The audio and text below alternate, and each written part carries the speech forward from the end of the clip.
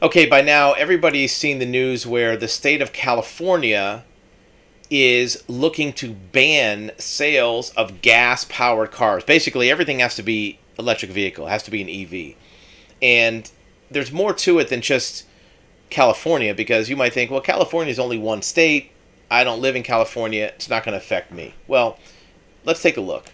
Even though California is technically one out of 50 states, it represents about 15 to 18% of the automobile market. So when manufacturers build vehicles, they have to make sure they keep California in mind, because it's a larger than average share of the national vehicle sales market. In addition, there's other states that are doing this. The state of Washington has already announced that they're doing this, so now you add those two together.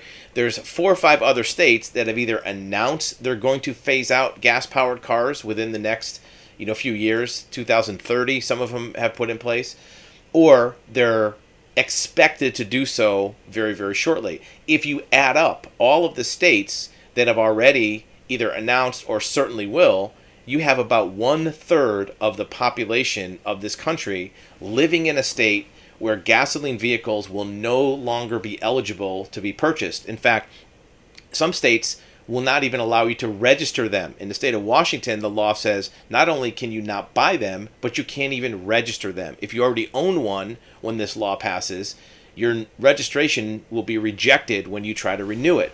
California, it seems, will let you keep your gasoline car that you already have. It's unclear whether you'd be allowed to buy one in another state and bring it into California. But the writing's on the wall, right? Electric vehicles are being shepherded in as a requirement where gasoline vehicles won't be. Look, at this point, if the states pass these laws, even if the manufacturers or you as a consumer want a gasoline car, it might even be impossible, because manufacturers aren't going to build cars which are essentially illegal in a large part of the country.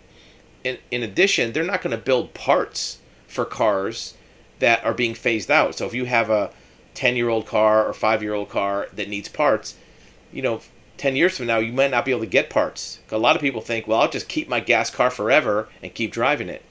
Good luck with that.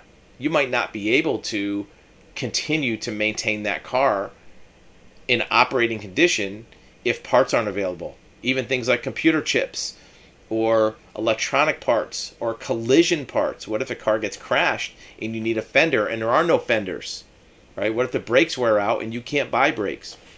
So you might think, well, maybe I'll just bite the bullet and buy an electric vehicle. Well, not so fast. At the same time this is happening, EV prices are going up. According to this article from The Verge, electric vehicle prices are going up. In fact, Ford announced today, for a lot of vehicles, they're increasing their prices between $6,000 and $8,000 for electric vehicles due to what they call production cost increases. So what does this mean? What does it mean for you as a consumer, for the market, for the industry? Let's first start with what are your comments? If you are a consumer, what are your thoughts on the fact that electric vehicles may not be a choice anymore, may be a requirement? And you might think, I'm not in California, I live somewhere else. What if your state decided to do the same thing? What if the market realities made it so that you couldn't find a gasoline vehicle? The manufacturers are not making gasoline vehicles. Are you prepared to live a life with electric-only vehicle? Do you have the capability to charge it? Does your transportation usage make driving long distances require extended range? Are you in the automotive industry? Are you a repair shop? Are you prepared for the transition to electric vehicles? Does your shop have the right technology to repair and fix these vehicles? In fact, are third-party repair shops even going to be a thing? Electric vehicles might be dealer-only repairs. Think about this. If you have a cell phone or a computer, most of those things are under warranty, or the repairs are done through a download or only at the authorized retailer.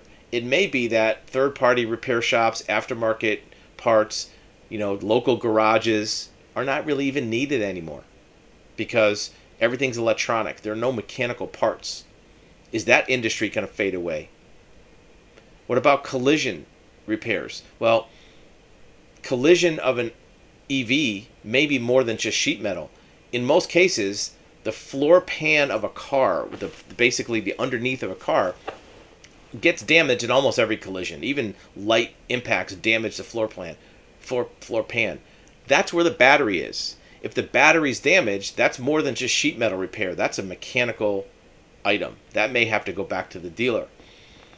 What about dealers themselves? Are you in the automotive retailing industry, car dealerships? What is this going to do for the future of automotive retailing? Is it going to change how you run your dealership? What about used car lots? Will it be practical to buy and sell used electric vehicles? A 5-year-old electric vehicle might have more than 100,000 miles. Now your battery is out of warranty. Most manufacturers warranty the battery for 8 years or 100,000 miles. Well, some people hit 100,000 in 5 years. That's only 20,000 miles a year. Many people drive more than 20,000 miles a year. So in 5 years, if that battery's out of warranty, does that make the car worth anything? Is it worth even buying or selling these cars?